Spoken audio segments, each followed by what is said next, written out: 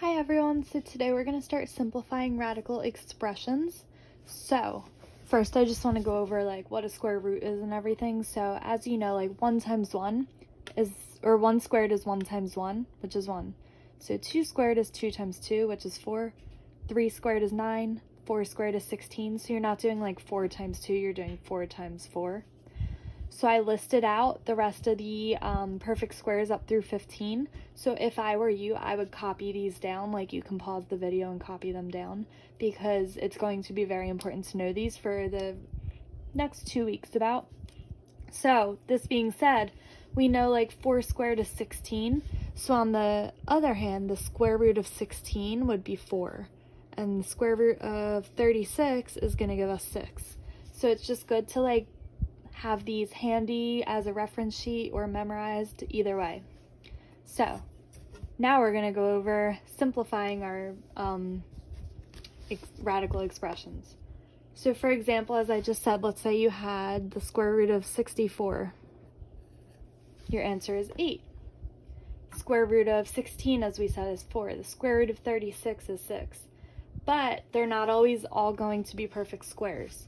So let's look, for example, at the square root of 12. So your goal here is to find the highest perfect square that goes into 12. So I would think like we have 1, 4, 9, 16, 25, 36, 49, etc. You can find where 12 falls like on that number line. So 12 falls between 9 and 16. So I would start dividing down from there. So like 12 divided by 9 does not work. 12 divided by 4 does work. So the square root of 12 is 4 times 3. So we can write it as the square root of 4 times the square root of 3. Then we know the square root of 4 is 2. So we take that out of our square root. That should be a 3. So we get 2 times the square root of 3, and that's our answer. So we're going to look through a few other examples. So let's say you have the square root of 48. This falls between 36 and 49 on our number line, so we can start dividing. So 48 divided by 36, not an even number. 48 divided by 25, not an even number. 48 divided by 16 is 3, which means that 16 is the biggest perfect square that goes into 48.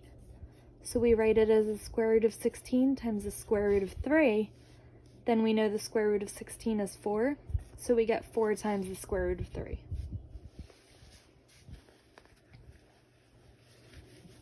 Now sometimes you might not have any numbers that go into it. So let's say we have the square root of 21. It falls between 25 and 16. So we go down. 21 divided by 16, not an even number. 21 divided by 9, not an even number. 21 divided by 4, not an even number. So it's just 1. So we just keep it as the square root of 21. It can't be simplified any further.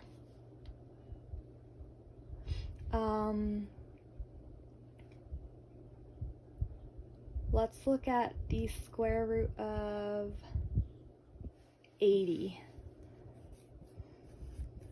So the reason you always want the biggest square root, so if we just look randomly, 4 goes into 80. It's the square root of 4 times the square root of 20. The square root of 4 is 2, and the square root of 20 is there. So you get 2 times the square root of 20. However, this square root of 20 can be simplified further because we didn't work backwards. We didn't get the highest perfect square that goes into 80.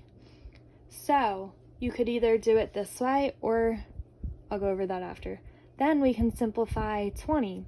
So just keep your 2 out in front.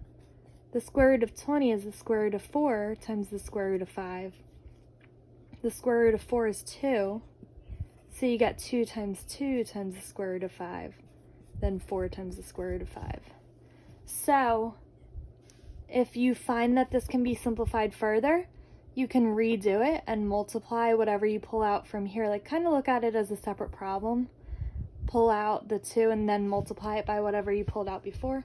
Or you could rework from the top and find the biggest perfect square by working backwards. So the biggest perfect square is 16. So it's 16 times